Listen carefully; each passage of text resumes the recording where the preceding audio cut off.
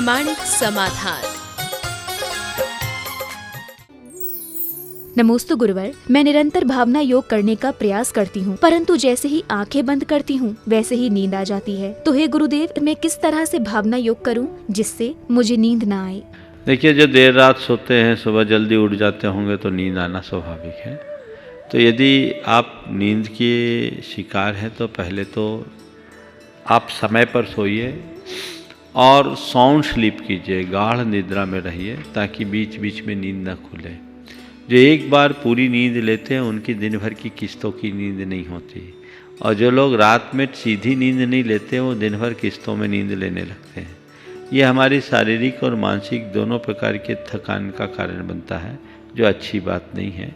आप सबसे मेरा सुझाव है, अभी तो तालाबंदी है तो किसी तरह की ज़रूरत ही नहीं, 10 बजे सो जाइए और 4 से 5 बजे के बीच उठ जाइए। ये आपकी नींद पूरी नींद होगी, फिर आप चाहे जो कर सकते हैं। तो पहली बात, समय पर सोइए, समय पर उठिए तो नींद पूरी होगी। इसके बाद भी कई लोगों को ऐसी समस्या होती है कि दिन भर नींद आते रहती है, तो उनके लिए एक कमांड देना चाहिए, मैं जागृत हूँ, मैं जागृत हूँ, मैं जागृत हूँ, मैं जागृत हूँ, मैं जाग रहा हूँ, मैं जाग रहा हूँ, जागृतो अहम, जागृतो अहम। ये वाक्य बार बार अतिरिक्त दोहराइए, इससे आपकी तंद्रा दूर होगी। या और आगे बढ़े, अतंद्रोहम, अतंद्रोहम, अनिद्रोहम, ऐसे शब्दों का आप बार बार उच्चारण करके दोहराएंगे तो बहुत अच्छे सुपरिणाम प्राप्त कर सकेंगे। इसलिए इनको बार बार दोहराने का प्रयास करना चाहिए। और एक बात और, कदाचित नींद भी आती हो तो भी आप छोड़िए मत, कहीं से कानों में ये शब्द पड़ेंगे, धीरे धीरे उसके संस्कार जाएंगे। और एक और उपाय, आप तय कर लीजिए, जब तक मेरी पूरी भावना योग नहीं हो तब तक मैं उठूंगी नहीं। नींद आ जाए कैंसिल, फिर शुरू से करो, फिर नींद आ जाए फिर कैंसिल, फिर शुरू से करो, फिर नींद आ जाए फिर कैंसिल, फिर शुरू से करो। पहले दिन 3-4 बार से ज़्यादा नहीं होगा, और दूसरे तीसरे दिन से नींद फिर आपके पास फटकने के लिए हिम्मत नहीं कर पाएगी, भाग जाएगी। आप जागोगे, नींद भागेगी। नमोस्तु गुरुवर, रिद्धि क्या है और क्या रिद्धि मंत्र के जाप से रिद्धि प्राप्त होती है? यदि नहीं तो रिद्धि मंत्र को जपने का क्या फल है? तपोबल से प्राप्त विशेष प्रकार की चमत्कारिक शक्ति को रिद्धि कहते हैं। रिद्धि एक प्रकार की प्राप्ति है, रिद्धियाँ प्राप्त होती है। दूसरा शब्द है सिद्धि, जो विशेष साधना के द्वारा सिद्ध की जा सके उसको बोलते हैं सिद्धि। रिद्धि और सिद्धि में मौलिक अंतर है, रिद्धियाँ प्राप्त होती है और सिद्धियाँ की जाती है। आपने रिद्धि मंत्रों की बात की, हमारे यहाँ मूल मंत्र नमो जिनानम आदि मंत्रों का प्रयोग षटखंडागम के मूल सूत्रों में है। कालांतर में इनमें अनेक बीजाक्षरों और पल्लवों को जोड़कर अनेक प्रकार के रिद्धि मंत्र बना दिए गए, जो विभिन्न स्तोत्रों आदि के साथ भी जोड़ा गया, भक्तामृत के साथ भी जोड़ा गया। आपने पूछा ये रिद्धि मंत्र क्या है, तो जिसमें विशिष्ट रिद्धिधारी मुनिराजों के स्मरण के साथ जाप अनुष्ठान होता है वो रिद्धि मंत्र है, जो 64 रिद्धिधारी मुनिराजों पर केंद्रित है। उस रिद्धि मंत्र का सभी लोग जाप करते हैं। आपने पूछा है इन रिद्धि मंत्रों के जाप से क्या रिद्धियाँ मिलती हैं? मैं कहता हूँ जाप करने वाले को रिद्धि नहीं मिलती, जाप से सिद्धि मिलेगी। रिद्धियाँ तो उनको मिलती है जो जप की भूमिका से भी ऊपर उठ गए हैं, जो ध्यान करने वाले होते हैं, जो तप करने वाले होते हैं। केवल योगियों को रिद्धि होती है, गृहस्थों और साधारण साधुओं को कुछ सिद्धि भले मिल जाए। इसलिए ये जो आप रिद्धि मंत्र का जाप कर रहे हैं, रिद्धि के पाने की इसमें कोई संभावना नहीं। हाँ, आपके पुण्य की वृद्धि उससे हो सकती है। उस वर्धित पुण्य के प्रताप से आपके किंचित कार्यों की सिद्धि भी हो सकती है।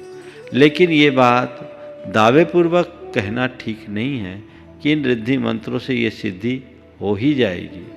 रिद्धि कभी सिद्धि नहीं देती, कोई मंत्र से भी सिद्धि नहीं होती। हमारे कार्य की सिद्धि हमारे पुण्य से होगी। हम पुण्य की वृद्धि करें कार्य की सिद्धि होगी, और उस कार्य सिद्धि में ये सारे निमित्त हैं जिनका हमें प्रयोग करना चाहिए। लेकिन इस बात को ध्यान में रखना चाहिए कि ये केवल निमित्त हैं, यही सब कुछ नहीं है। जब तक हम कर्म सिद्धांत पर पक्का विश्वास नहीं करेंगे, तब तक इस तरह के कर्म कांडों से अपने आप को बचा नहीं सकते। तो हम कर्म कांडों में ज़्यादा न उलझें। मुझे एक बात दिख रही है कि मूलभूत जैन तत्व ज्ञान आजकल धूमिल होता जा रहा है और अनेक प्रकार के कर्मकांडों के प्रति लोगों का रुझान बढ़ रहा है और लोग शॉर्टकट में ही धर्म करना शुरू कर दिए, जबकि हमारा धर्म आत्मज्ञान पर आधारित है, हमारा धर्म तत्व ज्ञान पर केंद्रित है। हम उसके आधार पर ही अपने जीवन को आगे बढ़ाने का प्रयास करें। नमोस्तु गुरुवर, यदि हम कुछ पाने का दृढ़ निश्चय कर लेते हैं तो उसे पाने के लिए हमें क्या करना चाहिए जिससे वह सफलतापूर्वक हमें प्राप्त हो जाए? निश्चय करने के उपरांत हमें अपने लक्ष्य के प्रति सक्रिय होना चाहिए और सक्रिय होकर संकल्प सहित उसके सिद्धि में लग जाना चाहिए। केवल निर्णय से काम नहीं होता, निर्णय को संकल्प में बदलिए और संकल्प सिद्धि में बदलेगा, तब हमारा कोई लक्ष्य हमें प्राप्त हो पाएगा। बहुत सारे लोग हैं, डिसीजन तो बहुत लेते हैं, लेकिन उनके अंदर जैसा डिटर्मिनेशन होना चाहिए और जैसा डेडिकेशन होना चाहिए वैसा नहीं होता। नतीजा वांछित परिणाम उन्हें कभी हासिल नहीं होता। नमोस्तु गुरुवर, जबकि वर्तमान परिवेश में अभावग्रस्त जीवन जीना एक नियति बन चुकी है, तो गुरुवर इस अभाव युक्त जीवन में सच्चिदानंद को कैसे खोजें? अभाव युक्त जीवन में सच्चिदानंद को कैसे खोजें? एक बात बताऊं, सच्चिदानंद को आज तक जिन्होंने भी पाया है, देखा जाए तो अभाव में जिए करके ही पाया है। अभाव में जीने वाले ही सच्चिदानंद को पाए हैं। जिनके पास दुनिया भर का सद्भाव है वो कभी सच्चिदानंद को प्राप्त नहीं कर सके। सच्चिदानंद को वो ही पा सके जिन्होंने अपने जीवन में जो कुछ था उसे भी छोड़ा है। सम्राटों ने सच्चिदानंद को नहीं पाया। अभाव सच्चिदानंद के प्राप्ति में कभी बाधक नहीं है और अभाव दुख का भी कारण नहीं है।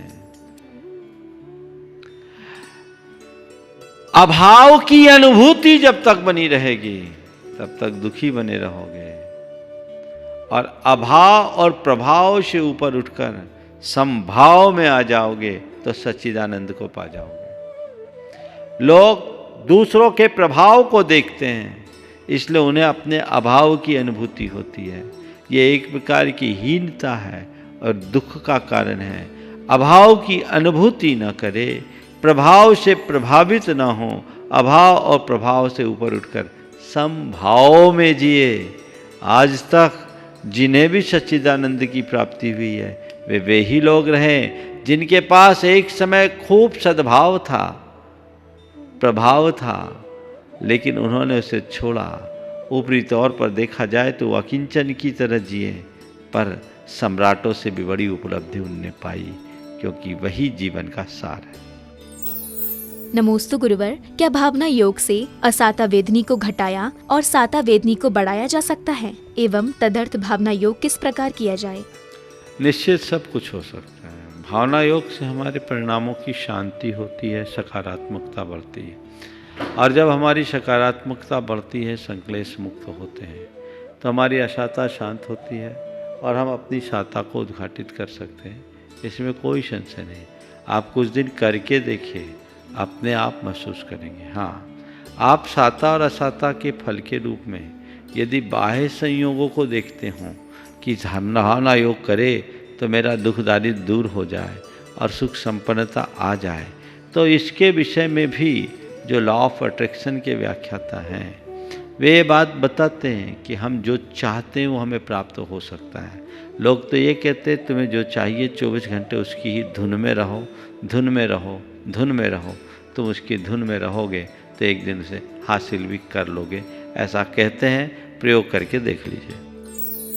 नमोस्तु गुरुवर, कहा गया है कि भगवान से कुछ मांगना नहीं चाहिए, परंतु गुरुदेव क्या भगवान से कुछ अच्छा होने की प्रार्थना करना सही होगा? यह एक प्रकार की कामना है और किसी के सुदीर्घ भविष्य की मंगल कामना है। इसे साकांक्ष भक्ति के रूप में कहा जा सकता है, लेकिन ये ऐसा दोष नहीं है जिसका निषेध की जा सके।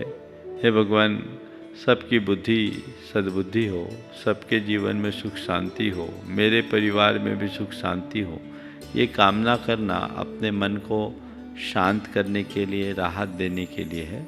इसे निषिद्ध कहना ठीक बात नहीं है। नमोस्तु गुरुवर, विभिन्न जगहों पर बसे हुए परिवार के लोग यदि ऑनलाइन नमोकार मंत्र का पाठ करते हैं तो उसमें आने वाले के समयांतराल के कारण क्या ये अखंड पाठ कहलाएगा? और क्या नमोकार मंत्र के 5 पद ही बोलने चाहिए या पूरा मंत्र? नमोकार के 5 पद ही नमोकार मंत्र है, बाकी तो उसकी महिमा है। और इस समय का उपयोग करते हुए आपने अमेरिका जैसी जगह में ऑनलाइन नमोकार के पाठ की प्रक्रिया बढ़ाई। सवाल अखंड और खंड का नहीं है। हम तो ये माने कि इस नमोकार के निमित्त से समाज अखंड हो जाए, परिवार अखंड हो जाए, लोग जुड़े और जोड़ करके कीजिए।